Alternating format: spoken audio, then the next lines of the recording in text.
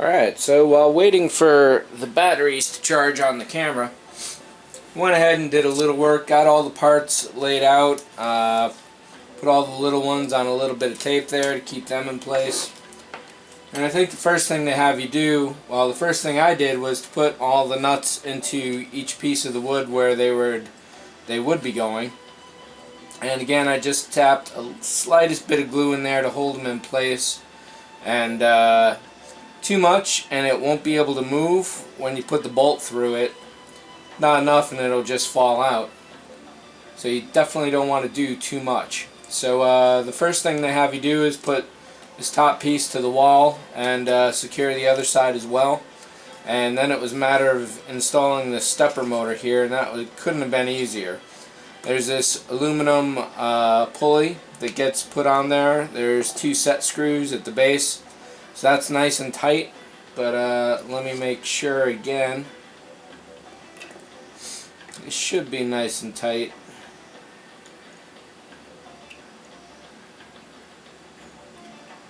I may not quite have the angle to confirm it here. And probably have too large a hex wrench. Here's the small one. Yeah. So that's nice and real tight. There's 2 of them there.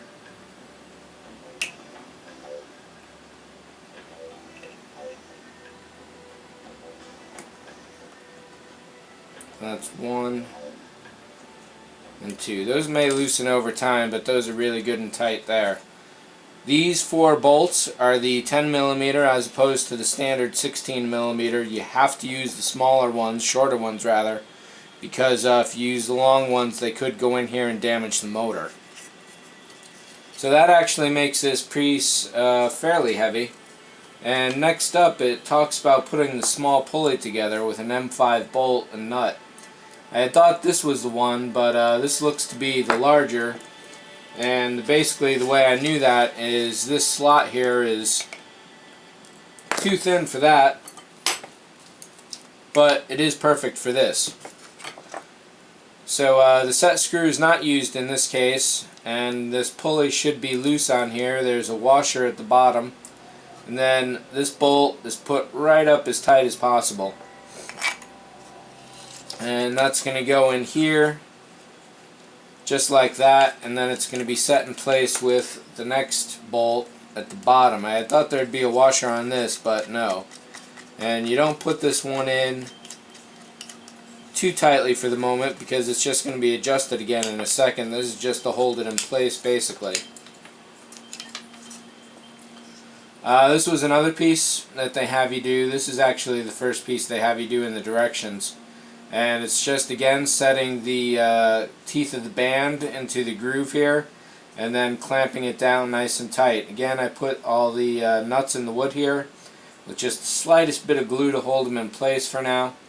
And this piece is coming up here in a second.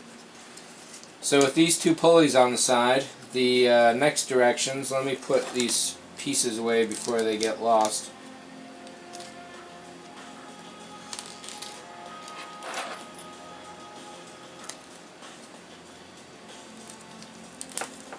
Alright. So the next directions are to actually put the Y stage on. And the way they've got that lined up here is looking like this.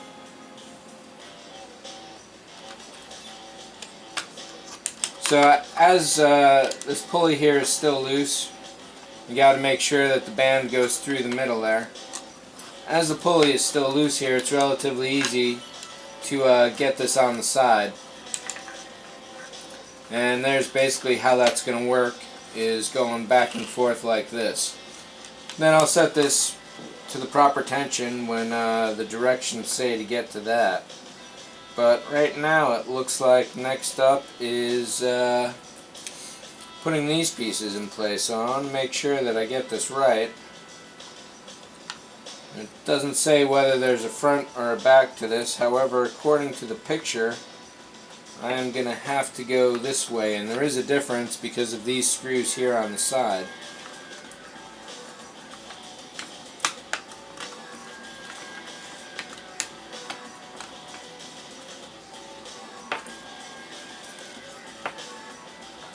And the pieces are different as well. This one here is a bit flat and the other one has a bit of a different angle to it.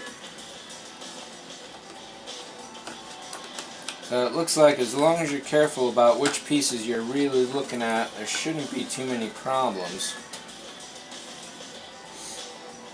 So I'll just bolt these in place now with the standard 16 M3s.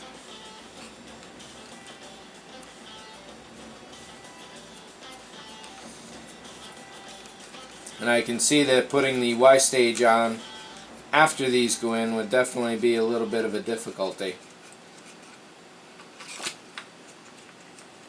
But if you got big fumbling hands, this can be a little bit of a tight fit here.